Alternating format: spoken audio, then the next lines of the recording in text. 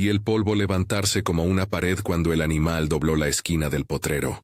Al principio pensé que era un tropel cualquiera, vacas que se amontonaban, la gente gritando, pero entonces distinguí el movimiento torpe y salvaje del Nelore, y junto a él, una figura que apenas se sostenía en una soga. Era una mujer, encorvada, envuelta en un chal raído, la soga atada a su cintura y al pitón del toro. La cuerda tiraba de ella con golpes secos contra el suelo. Su cara se pegaba al polvo cada vez que el animal aceleraba. Había algo de vieja condena en esa carrera. No era un rezago del ganado, era una sentencia. Desde la galería de mi casa observé la escena con la frialdad de quien ha visto demasiados amaneceres sin que nada lo sorprenda. La hacienda se extiende a mis pies, potreros, corrales, máquinas dormidas, casas de madera que sirven de sombra a los peones cuando llega la canícula. Podría decirse que tengo todo lo que un hombre puede desear en tierra y ganado. Pero esa mañana, en el contraste del sol y el polvo, la riqueza era una piel vacía. Algo dentro mío estaba reseco, como el barro a la vera del canal. El hombre que jalaba la soga, un tipo alto, con el sombrero echado hacia atrás, no parecía apurado. Caminaba sin prisa, como quien conduce al ganado hacia un brete. Algunos en el rancho empezaron a murmurar: ¿qué hace ese con la vieja? ¿Es su madre? Nadie hacía nada más. La indiferencia es contagiosa. Lo comprobé en mi propia sangre. Pero en el momento en que la cuerda volvió a tensarse y la mujer quedó de lado, rozando las piedras, algo en mi garganta se reveló. Tomé la rienda. Trueno ya estaba en la puerta del establo, inquieto, el pelo del cuello erizado. Lo sentí, fuerte y frío, antes de montar. Subí sin pensar en la corbata de mi traje o en las palabras que pudiera decir más tarde. Subí porque había un hilo que me alaba hacia la escena y me decía que, por una vez, tenía que responder. El galope fue una línea recta de polvo y viento. Trueno se lanzó por la senda como si recordara otras urgencias. Una potranca que había cuidado años atrás. Una lluvia que no llegó.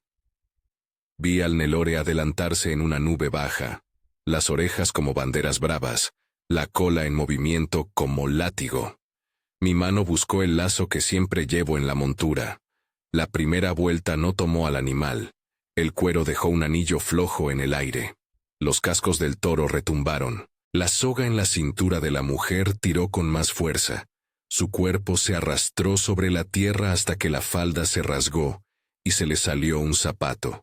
Trueno lanzó un bufido. Ajusté el lazo. Respiré. La segunda tentativa fue una marca. El lazo rozó el cuello del Nelore y se anudó a la oreja, pero el animal no se rindió. Antes de que pudiera tensarlo, el hombre que lo conducía lo empujó con la culata de un palo, sin vergüenza. Fue entonces que supe que aquello no era una pérdida de control accidental. Era una violencia sostenida. Grité. La voz saltó desgarrada de mi pecho. Grité por la mujer, por el animal, por la falta de sentido de todo aquello. Trueno ladeó. La cuerda del lazo se tensó y, con un movimiento que fue más de instinto que de cálculo, solté la reata y me lancé para cortar la soga. Tenía la navaja al cinto. Mi mano conocía su hoja, su peso, la manera en que corta y alivia. Llegué al grueso de la cuerda, la sierra de la navaja trabajó, y una hebra se soltó. La mujer cayó, pero no al suelo con ruina. Al fin quedó libre, apoyada en sus codos, con la respiración como un hilo. El hombre que la había arrastrado me miró por primera vez. Sus ojos fueron una mezcla de sorpresa y algo más profundo, una vergüenza mal disimulada que terminó en rabia. Quiso interponer su cuerpo entre nosotros. «No es asunto suyo, patrón», dijo, sin pensar en que yo no llevaba la palabra en la boca. No recordó mi posición, o quizá pensó que la riqueza me hacía cobarde. No había contado con el trueno que llevaba en mi pecho desde hacía años, ese ruido de ausencia que me empujó a actuar. La mujer habló con voz áspera, con una lengua que conocía el dolor. Déjalo, hijo, dijo, y supe entonces que el hombre que la había empujado no era un extraño, era su hijo. Su palabra, hijo, rasgó algo dentro mío. Hice lo que cualquier hombre que aún conserva una dignidad mínima haría. Aparté al hombre con la empuñadura de mi montura, y le puse delante el lazo en la forma en que se pone un juez en la vereda. No hablé de dinero, no ofrecí sermones, solo sujeté a la mujer en mis brazos, la levanté con cuidado, y la senté sobre trueno, envuelta en el mismo chal que la protegía del sol. La observé de cerca por primera vez. Tenía la piel curtida, las manos con las venas marcadas, dedos que habían hecho otra vida de trabajo. Sus ojos eran dos cosas: cansancio y un tamaño de historia que no cabía. No pregunté su edad porque la edad no decía todo. Me dijo su nombre cuando llegamos bajo la sombra de los pinos. María de los Dolores. Dijo el nombre con la misma sencillez con que se escribe un recibo. Le ofrecí agua. Le alcanzó la mano con una voluntad que me asombró. La sangre en la rodilla era un rastro. No bonito, no grotesco. La limpié con un paño y agua fresca. Y mientras las gotas caían, sentí que algo en mi pecho se ablandaba. Al volver a la casa, los rancheros murmuraban. Algunos miraban con curiosidad, otros con esa mezcla de envidia y desprecio que se forma en los pueblos cuando alguien como yo actúa en la vida pública. Dejé a María en la casona de huéspedes. No era el lugar más lujoso, pero era limpio y tenía una cama amplia. Ordené que le trajeran té y mantas, y que la miraran con respeto. Puse a un peón a disposición, no por caridad, sino porque entendí que no era suficiente con rescatarla del polvo. Alguien debía quedarse a su lado. Me quedé también, no por heroísmo. Quizá por primera vez en años algo rompió la coraza. Me senté a la cabecera, con las manos que se acostumbraban a firmar documentos ahora ocupadas en sostener una taza de té. Le pregunté de dónde venía, qué había pasado. Contó poco al principio, que su hijo Juan la había llevado al potrero para cuidar el ganado, y que cuando él empezó a beber, las jornadas se tornaron en excusas para la violencia. No quiso hablar mal de su sangre. En su relato había ternura rota por la costumbre. Dijo, con una voz que quería ser fuerte, que Juan había aprendido a herir porque nadie le había enseñado a amar. Esa confesión abrió una grieta en la que me vi reflejado. No en la violencia, sino en la repetición del abandono. Joana, mi Joana, le gustaba el mate fuerte y las siestas cortas. Se fue hace años y nunca entendí por qué se fue de aquel modo. Gabriel, nuestro hijo, murió en la juventud en una tarde que todavía huele a caucho quemado en mi memoria. Desde entonces, mi vida se volvió un conjunto de rutinas. Revisar alambrados, firmar cuentas, decir buenos días sin esperar respuesta. La riqueza, pensé, rellenó los bolsillos, pero dejó vacío el alma. No supe protegerlos. No pude. María escuchó. No me consoló con frases hechas. Colocó la mano en mi brazo y en ese gesto habló de misericordia y de una dureza que llevaba consigo como coraza. No podemos elegir a nuestros hijos, dijo simplemente. No pedía que la comprendiera, pedía que la escuchara. La noche cayó como una sábana, y el rancho se llenó del sonido del viento en las tejas y del chirrido de las bisagras. Preparé para ella una cama, le cubrí los pies con una frazada, le ofrecí el pote de un ungüento que guardaba para las manos resecas. No era milagro alguno, era cuidado. Y sin embargo, en esa repetición humilde había algo que me curó a medias. Algunos recuerdos vinieron a atornillar la soledad. Joana tendiendo ropa al sol, la risa de Gabriel cuando quería imitar a su abuelo, la manera en que se acostaban temprano y, aún así, encontraban excusas para tomar de la mano a la hora de dormir.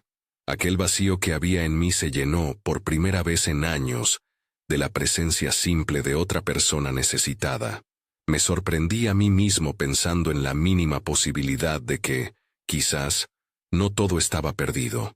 Pero lo pensé en voz baja, como quien no quiere espantar una esperanza recién nacida.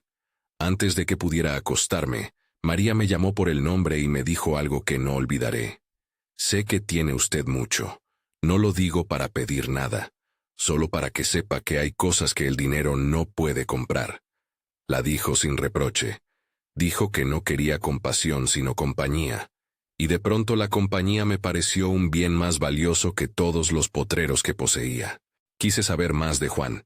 El nombre le salió con amargura. Contó que él había sido un buen hijo hasta que las deudas, el alcohol y la mala compañía le habían torcido el alma. Le he pegado, dijo sin eufemismos. Me he equivocado. Lo único que pido es que no vuelva a entrar en mi vida. Sus palabras cayeron como piedras en el silencio.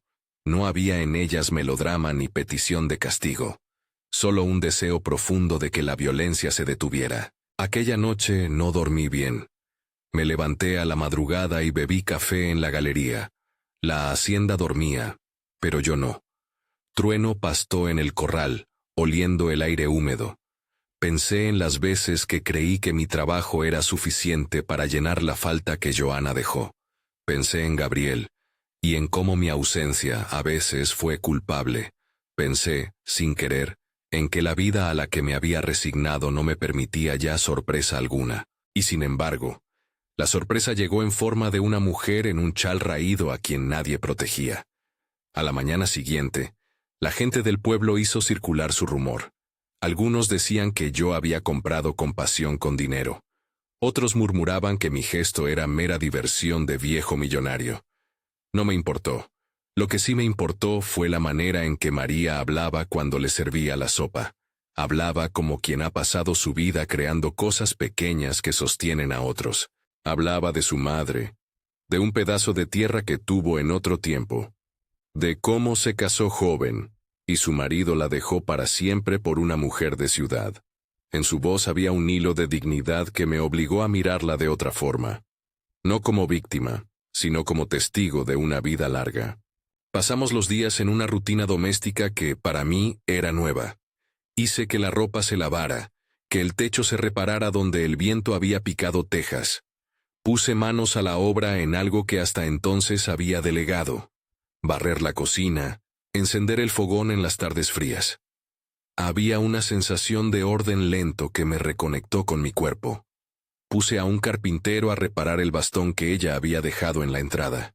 En esa tarea minúscula encontré pacificación. María sonreía poco, pero cuando lo hacía, era como un fogonazo de sol tras la lluvia. En una de esas tardes, alguien trajo noticias. Juan había vuelto a la cacería. La palabra llegó como un frío. No dijimos nada a María de inmediato. La tormenta se asomaba por el norte. El cielo se puso de un plomo raro y el viento empezó a cortar, como si fuera una puerta que alguien empujara desde fuera. Pedí al capataz que vigilara los ingresos. No era solo por el ganado. Era por la posibilidad de que el hijo regresara con más que palabras. Esa noche, el viento cantó en los aleros, y la lluvia comenzó como un susurro. María, sentada en la mecedora junto a la cocina, me miró con ojos que parecía que iban a contar una confesión. Se dejó llevar por el gesto, y dijo que no quería que la enterraran lejos, que no quería morir sola. No pronuncié la palabra muerte con ligereza. Sabía que en su voz había una advertencia y una petición. La sostuve la mano sin prometerle nada. No prometí que la enfermedad se curaría. Prometí compañía.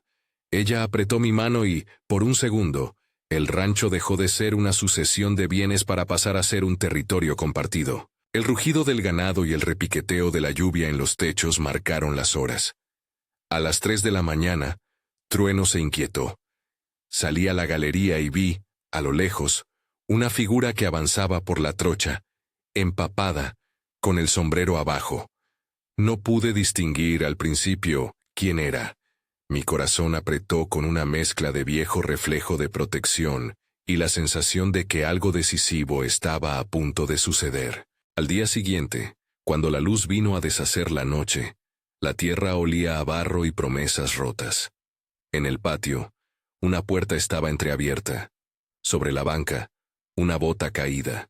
Y en el sendero, las huellas de unas botas que habían tropezado con la prisa. Supe sin que nadie me dijera que Juan había estado allí durante la noche. No era necesario que su rostro cruzara el umbral para que se presentara en la casa. Su presencia era un rumor, un temblor sordo que atravesaba los muros. Antes de que pudiera hacer más, alguien llamó desde la salida del camino. «Don Sebastián, allá viene Juan». La voz fue cortante, y el mundo pareció detenerse en el punto exacto donde la puerta del granero cuelga de un clavo oxidado. Sentí, por un instante, todo el peso del pasado y del presente en un solo pulso. La esposa que no cuidé, el hijo que perdí, la mujer que ahora dependía de mi decisión. No había soluciones fáciles en ese momento.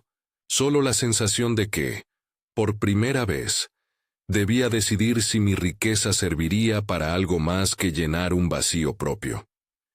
Si esta historia le está tocando, suscríbase y compártala con alguien que valore relatos de esperanza y responsabilidad humana. La figura que vino hacia nosotros tenía el paso de los que creen que pueden ir y venir sin rendir cuentas.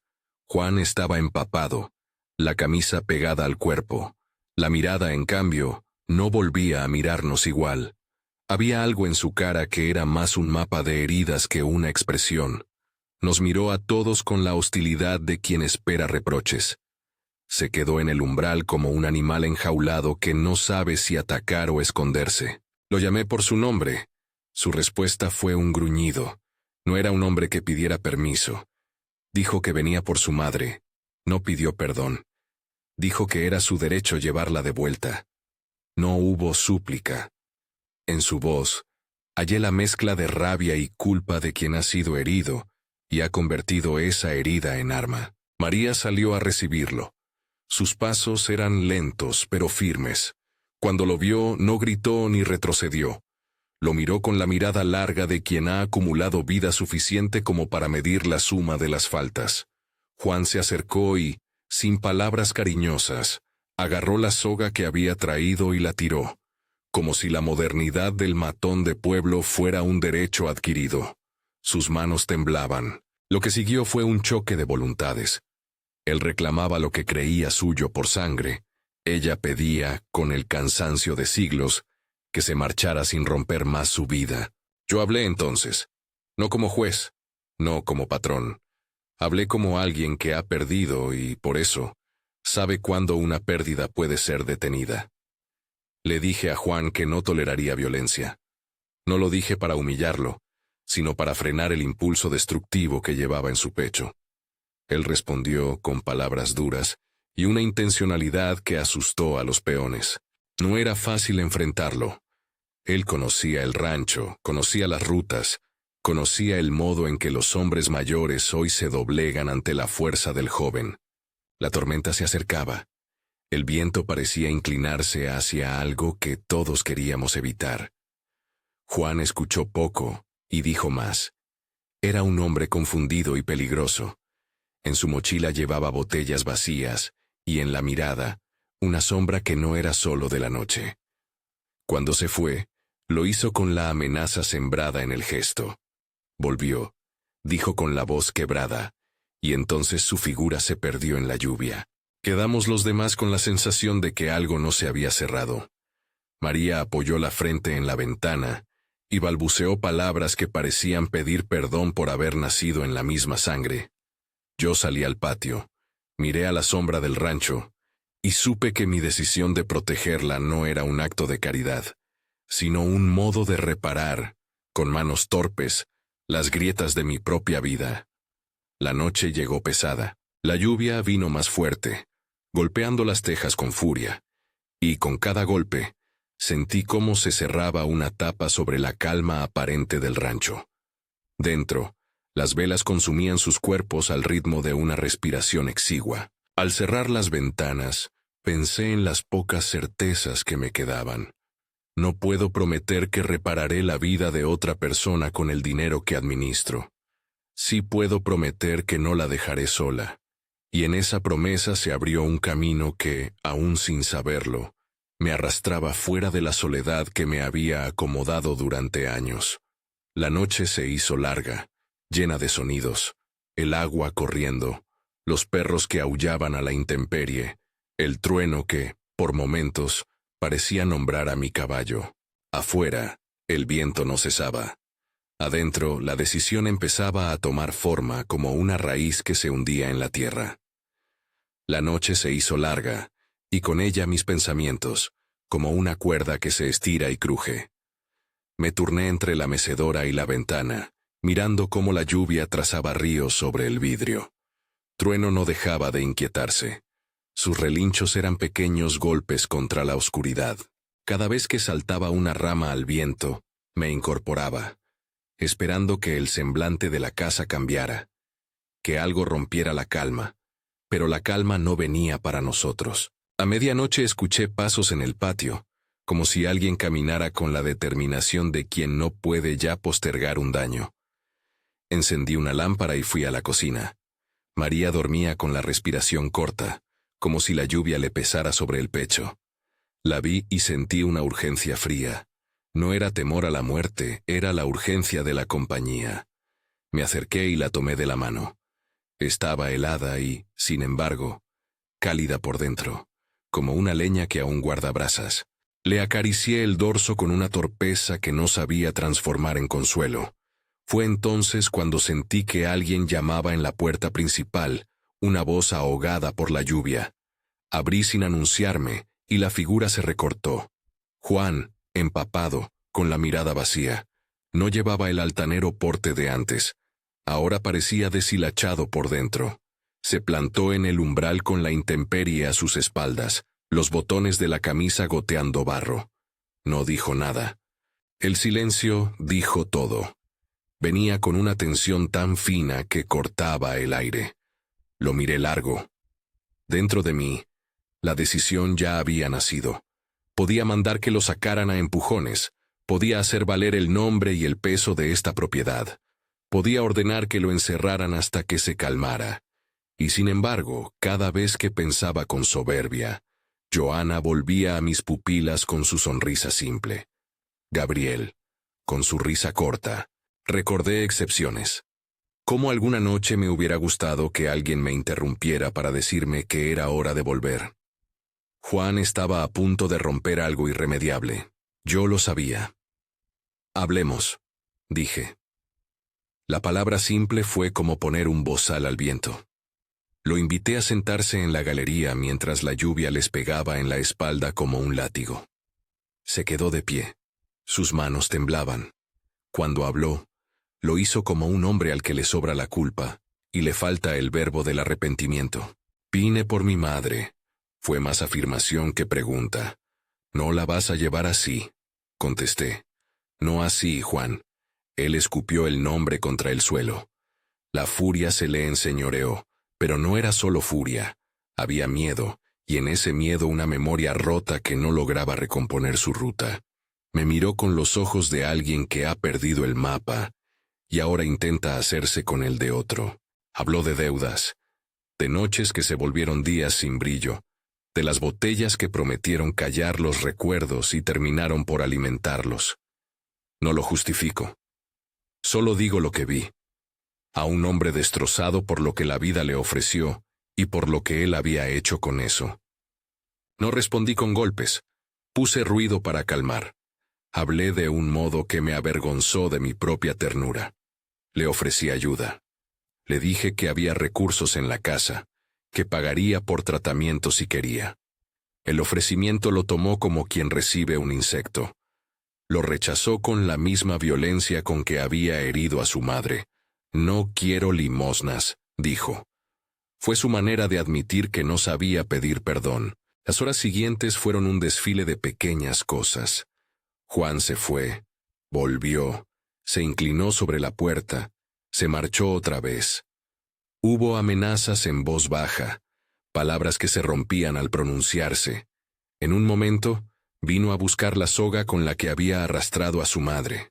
Quiso llevársela como si llevara una reliquia que justificara sus actos. Se la negué con firmeza, y aquello encendió una pelea menor. Empujones, quejas, la respiración corta de quien ha cruzado la línea. Uno de los peones intentó mediar, y Juan le dio un empujón tan violento que lo dejó sentado en el barro. Fue la primera vez que vi en el gesto el signo claro de que necesitábamos algo más que discursos. No quise convertir la escena en espectáculo. Le pedí a Juan que se marchara y que volviéramos a hablar cuando él no fuera una sombra suya mismo. Se fue, con la lluvia pegándole la ropa al cuerpo, como si la intemperie quisiera purgarlo. Detrás quedaron palabras que nadie supo cómo coser, promesas, amenazas y un dolor que parecía querer comerse todo. Volví a la casa y encontré a María despierta, mirando al corredor. Le acaricié la frente. Sus dedos buscaron los míos con una naturalidad que tenía de hecho y de destino. Habló despacio, como quien dosifica las frases porque el mundo no aguanta mucho más verdad de una vez. No pida que me salven, musitó. Pida que me recuerden cuando me vaya. Le dije que ya la recordaría. Y no supe si la verdad de mi palabra la calmó o la dejó triste por imponer tanto recuerdo. La abanicó con un gesto y cerró los ojos. Aquella noche tuve el sueño breve de Joana y Gabriel juntos, de un tiempo que ya no volvería pero que, en la memoria, lucía intacto. A la mañana siguiente la sensación de alerta no se disipó. La lluvia dejó un olor a tierra tibia. El cielo se deshizo en un gris cansado. Yo notaba que los días se estiraban como si esperaran a que algo estallara. La peste de la espera es cruel.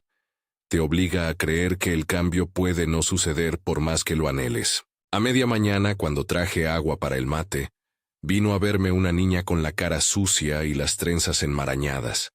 Era Ana. La conocía de vista.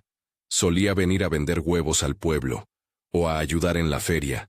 Era una criatura del camino, hija de quienes se marcharon y dejaron un hueco en la casa de la aldea. Ana miró a María con devoción contenida. Traía una pequeña jarra de guiso y un trozo de pan envuelto con cuidado. Se acercó con paso tímido, como si estuviera a punto de entrar en una casa que no le pertenecía. La miré y le invité a entrar. Se sentó en silencio y dejó el bol en la mesa. Su mirada se posó en María con algo que no es común en los niños. La paciencia de quien ha visto mucho, y aún así ha decidido guardar lo bueno de la vida. María la tomó de la mano con una ternura que me dolió de ver. La niña no dijo nada, solo se quedó. Su presencia me pareció una promesa que se materializaba. Si había alguien que necesitaba ser cuidado, aquel rancho podía convertirse en punto de apoyo. Los días que siguieron fueron de costura lenta. Le di a María un cuarto junto a la cocina y ordené que la atendiera una mujer de la aldea, una mujer de manos seguras que sabía calentar sopas y coser botas. Puse recursos: un cuarto limpio, mantas, una pequeña pensión para que la mujer pudiera comprar lo necesario. Podía hacerlo. Mis finanzas me lo permitían, pero sabía que el dinero solo arregla cosas administrativas. El verdadero remedio era otra cosa. Era la compañía que yo, por vanidad o por estupidez, había renegado de donar. En la tarde siguiente a esa calma improbable, la tormenta regresó más furiosa. El viento golpeó con un tono que, a mis ojos, parecía exigir decisiones. Cuando la lluvia arremetió, se cortó la luz en buena parte de la estancia. Solo quedaban las lámparas a querosén y la respiración pesada de la casa. Era una noche que lo pedía todo: compromisos, certezas y, sobre todo, compañía. La última crisis de María no fue un estallido repentino. Fue una suma de pequeñas cosas que la fueron reduciendo. Empezó con una tos que la dejó sin aliento, y de ahí vino la respiración corta, el color que se iba apagando en los labios, la mirada que se le volvía hacia un lugar que no estaba. Llamamos al médico del pueblo. Vino con su bolso de cuero, con una calma de quien ha vivido otras muertes. No creo que el doctor esperara milagros. Llegó con una bolsa de cosas prácticas: pastillas, una máscara de oxígeno que aquí llamamos respiro de aire, consejo tras consejo. No prometió nada. Hizo lo que pudo, con manos sabias que no tenían la omnipotencia del consuelo. Puso una almohada más alta, abrigó sus piernas, Nos enseñó a levantar la cabeza. Eran acciones de quien cuida con herramientas humanas, no con decretos. La noche en que todo terminó, yo había pasado horas sin dormir. Hice café, limpié las manos, encendí una radio para que el ruido cubriera los silencios que nos asustaban. María me miró con una lucidez que en las noches anteriores había sido carbón oscurecido. Esta vez alumbró, y en esa luz dijo cosas que nadie olvidará. «Ha sido buena la tierra», murmuró. «No se vaya. No vuelva a quedarse solo». Le tomé la mano con la desesperación de quien solo puede ofrecer presencia. Ella presionó con fuerza, como si quisiera dejar en mi carne una orden que no fuera ignorada. Me pidió algo más, que cuidara de Ana si ella se iba. Dijo el nombre como quien nombra una promesa. No había melodrama en su voz, había certeza, esa calma que se logra cuando uno ordena su maleta antes de partir. Le pregunté si le dolía. Hizo una sonrisa débil. «Las manos que han trabajado se cansan», dijo. «Pero no me quejo. Aprendí a amar como pude. Y eso, don Sebastián, basta». Le llevé sus dedos a los labios. Pensé en Joana, que también me había dicho en una tarde de lluvia que las cosas simples eran las que importaban. La mujer me entregó la confianza de su fin. En algún lugar, algo se desprendió de mis costillas y cayó. Fue el peso de años sin ofrecerme a otros. Afuera el viento soplaba y arrancaba ramas. Trueno resoplaba en el corral, como si supiera que algo esencial se movía. La respiración de María se fue volviendo menos frecuente, más pausada, hasta que una última exhalación la dejó como quien apaga una vela. La alegría que nos dieron siglos de pequeñas cosas no tenía que ver con el tamaño de la casa ni con la cantidad de ganado. Era la repetición de cariño que se nos presentó como un vino. No era embriagador, pero calmaba el hambre. No hubo histrionismos. No hubo milagros televisados. Hubo, en cambio, una claridad que no se compra. La convicción de que alguien se iba con la satisfacción de haber sido escuchada. Su sonrisa final fue como una rendija de sol atravesando las nubes. La sostuve, y la sentí partir como se va un río hacia otro cauce. En esa despedida, todo el peso de mi riqueza pareció inútil frente a la evidencia de que lo que vale es la compañía. El velorio fue sencillo. No quise pompa. La casa de huéspedes se llenó de vecinos que habían venido a reconocer un nombre que les era propio. Algunos trajeron flores, otros, recuerdos. Se escucharon historias de las manos de María cosiendo mantas, curando niños, cocinando para quien lo necesitara. Su vida, largo tiempo incomprendida, apareció de pronto en toda su magnitud. Nunca fue solo la vieja que vivía sola. Fue la mujer que sostuvo vidas ajenas. Juan llegó al entierro con la cara hinchada y la ropa ajada. No buscó consuelo. Buscó perdón, y a veces el perdón no se pide con palabras sino con la ruina del gesto. Se acercó a la fosa, se echó de rodillas y dejó que la lluvia lavara el barro de su cara. No supe si pedirle que se quedara o que se fuera. Lo miré, y en su mirada vi al muchacho que había perdido su rumbo. No dije mucho. Lo abracé con una torpeza que no evitó que sus hombros temblasen como hojas en tempestad. Lo invité a que se recuperara, a que viniera con nosotros si quería, a que buscara ayuda. No prometí sanar sus demonios, solo dije que había una mano tendida si quería tomarla.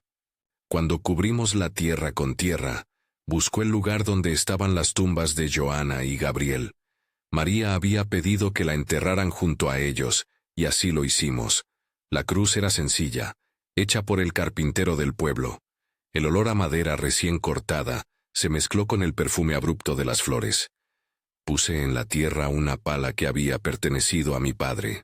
Al depositarla, sentí que, de alguna forma, devolvía una deuda de lo que no supe hacer cuando había tiempo. Amor a quienes más me importaban. Después del entierro, el silencio fue otra cosa. No era vacío, sino lleno de un compromiso nuevo. Caminé al lado de la tumba y hablé en voz baja, como quien estipula un contrato consigo mismo. No viviré como hasta ahora, me dije. No dejaré que la ausencia sea mi excusa. A partir de ese día, la casa dejó de ser solo un refugio para mis recuerdos. Empecé a dirigir recursos, no como un magnate que lanza cheques, sino como un hombre que organiza sus bienes hacia un fin. Pedí que se rehacieran las tejas de la iglesia del pueblo. Contraté personal para llevar comida caliente a quienes vivían solo. Arreglé el gallinero comunal para que los que tenían poco pudieran vender huevos y llevar pan a la mesa. No lo hice para aplacar culpas. Lo hice porque la experiencia de cuidar a María me había mostrado que mi vida no estaba completa sin el tejido de otros. Vendí algunos caballos que tenían menos uso, y con ello pagué a una enfermera que viniera a atender a los ancianos del caserío.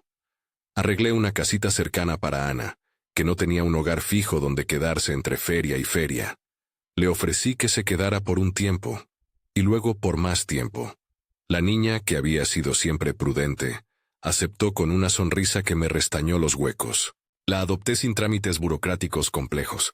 La invité a vivir bajo mi techo, a comer en mi mesa, a ir a la escuela. Me pareció la manera justa de honrar la promesa que María dejó. El rancho cambió, no solo porque se reparamos corral y techo. Cambió porque yo puse mi presencia donde antes había distancia. Dejé de dormir con la convicción de que el dinero era sustituto del afecto. Empecé a ir al pueblo no solo para administrar, sino para conversar. A veces llevaba una caja con herramientas a la plaza y arreglaba muebles con los hombres mayores. Otras, pagaba el viaje de un muchacho a la ciudad para que estudiara un oficio. Pequeñas cosas, repetidas. Aprendí que la grandeza no radica en una sola dádiva ostentosa, sino en la constancia de las manos puestas al servicio. En algunas noches, me siento en la galería y cuento las cosas que hice mal. Me reprendo por las ausencias, pero también cuento lo que se pudo arreglar. Hay, en estas tareas, una redención que no es mística, es cotidiana, hecha de panes repartidos, mantas cosidas, manos tomadas. No prometo que arreglé todo. Sé que hay heridas que no cierran, pero también vi que una vida puede recomponerse a base de actos sencillos. Hubo quien murmuró que mi filantropía era espectáculo. Quizá en parte lo fue. El que vive en un lugar como este sabe que la apariencia siempre tiene un costado público. No obstante, la transformación fue real para mí y para otros. Ana fue creciendo, fue a la escuela, trajo amigos a la casa. A veces la oigo reír en la cocina, y esa risa me desarma de una manera que ni todos los certificados del contador pueden lograr. Trueno sigue envejeciendo, y siempre que lo monto, siento que llevamos las mismas urgencias, aunque él solo entiña a la tierra. Juan vino a visitarnos algunas veces. No todas las visitas fueron fáciles. Hubo noches en que su mirada voló a la botella antes que a la mesa. Hubo discusiones en las que el pasado asomó y nos golpeó. Pero hubo también pequeños avances. Fue a las reuniones del grupo de hombres que organizamos en la iglesia local. Aceptó un empleo en la reparación de cercas. Se quedó a ayudar en la cosecha. No digo que su camino fuera recto. No lo fue. Pero si hay algo que aprendí de María, es que la compasión no normaliza el daño. Lo confronta, y, cuando sea posible, ofrece una puerta. El pueblo, con sus habitantes que me habían visto como alguien distante, me miró de otra manera. Algunos dejaron de murmurar y se acercaron. No fue un cambio generalizado ni milagroso. Fue el rumor de la repetición. Construimos una pequeña red de protección para quienes estaban solos. Voluntarios para acompañar a ancianos. Un fondo para gastos médicos urgentes. Una lista de hombres y mujeres dispuestos a hacer compañía. No éramos una organización perfecta. Éramos vecinos que se dieron cuenta de que la comunidad es una tela que se deshace si nadie la cose. En ocasiones, vuelvo a la tumba de María. La cuido con las manos torpes del que aprendió a plantar. Le llevo una flor, o una tablita que un día tallé con mi navaja. Pienso en la petición que me hizo. No vuelva a vivir solo. No es que dejé de estar solo por obligación, es que aprendí a habitar mi soledad con otros. Encontré maneras concretas. Me siento en la iglesia los domingos. A veces leo en voz alta en la biblioteca del pueblo. Paso tardes enseñando a los niños a montar. Les enseño a no temer al trabajo duro y a no temer a la ternura. En una cena de invierno, mientras la chimenea nos calentaba, Ana me preguntó por qué no había hecho nada antes. Ella hablaba sin la complejidad que los adultos nos ponemos para justificarnos. Tenía la simpleza afilada de quien ve lo evidente. Porque no supe, le dije. Y porque muchas veces la riqueza cubre cosas que no se arreglan con dinero. Nuestra vergüenza, nuestro miedo. Pero cuando lo supe, no quise seguir ignorándolo. Ella se inclinó sobre su plato y me entregó una sonrisa que era mitad culpa, mitad alegría. Le dije que el cambio no es un acto heroico, es una costumbre, y ella me miró con la certeza de quien cree que lo que hacemos hoy puede cambiar mañana.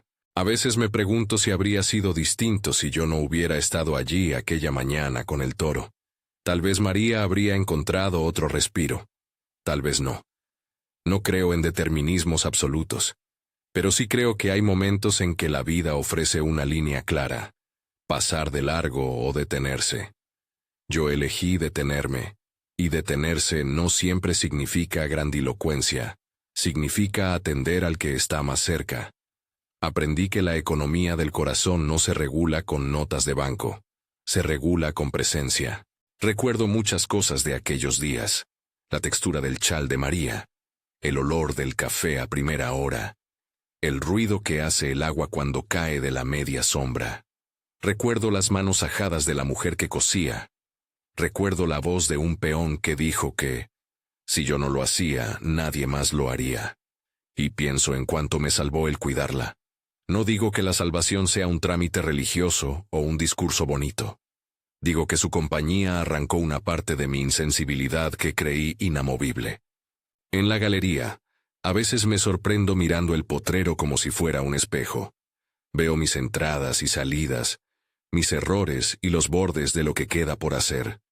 Me he comprometido a no dejar que la casa sea una isla. Hay proyectos. Una pequeña clínica móvil que visita la zona en ciertas semanas. Grupos de acompañamiento para familias con problemas de alcoholismo. Un taller de carpintería para jóvenes que quieren aprender un oficio. Nada de esto aparece en los periódicos. Aparece en la vida cotidiana, donde el cambio es lento y persistente. Algunas noches, cuando la lluvia vuelve a golpear la casa, salgo a la galería con una manta y me siento a mirar la lumbre. Trueno me acompaña con su respiración calma.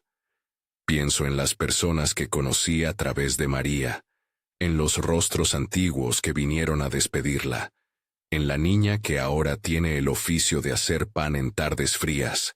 Pienso también en lo que aún debo hacer, visitar a quienes necesitan compañía, crear espacios para que la gente no quede sola, tender redes que no se rompan con la llegada de una crisis. A veces me encuentro con Juan en la vereda. Hablamos poco y hablamos mucho. Ha habido momentos duros, una pelea en la que se le vio el filo de la ira, una madrugada en que lo recogí dormido en una cuneta, hecho un despojo de la vida que quiso. Y aún así, poco a poco las conversaciones se vuelven menos hostiles. No sé si llegará a ser el hombre que hubiese deseado. No le pido eso a nadie. Le pido que logre vivir con menos dolor. Y cuando lo consigo, me doy por satisfecho. Fui héroe por lo que hice con María. No lo creo. Fui, sobre todo, un hombre al que la vida le exigió corresponder a una oportunidad. Ser un granjero millonario no me hacía inmune al silencio. Me hizo quizás más capaz de instrumentar soluciones. Pero lo importante, y lo que insisto en decir, fue que la acción vino de una decisión humana. No dejar a una persona sola. Hoy cuando paso por la plaza y veo a un anciano con una frazada que llevé, o a una mujer que ya no llora por la noche, siento que la vida ha cambiado su textura. No porque yo sea otra persona en lo esencial.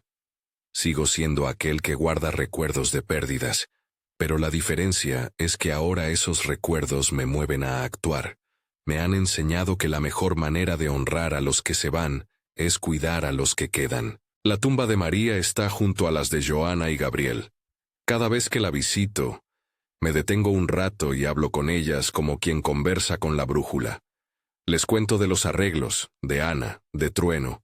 Les cuento que la casa ya no es un mausoleo de soledad, sino un lugar donde la gente se encuentra.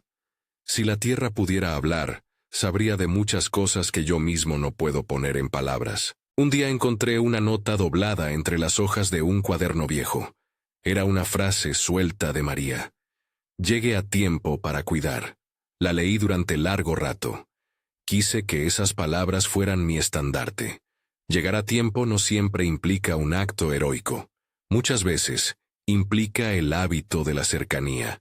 Por eso la casa se convirtió en un punto. Quienes necesitan ayuda clínica saben a dónde llamar. Los jóvenes sin empleo encuentran talleres. Los mayores, compañía. No es un proyecto perfecto. Es humano. Sé que no puedo cambiar el pasado. No puedo devolverles a Joana y Gabriel su risa, ni borrar los errores que cometí. Tampoco puedo garantizar que quienes sufren hallarían siempre ayuda. Lo que sí puedo y debo hacer es poner manos y recursos a favor de la vida que sigue. En ese empeño encontré sentido.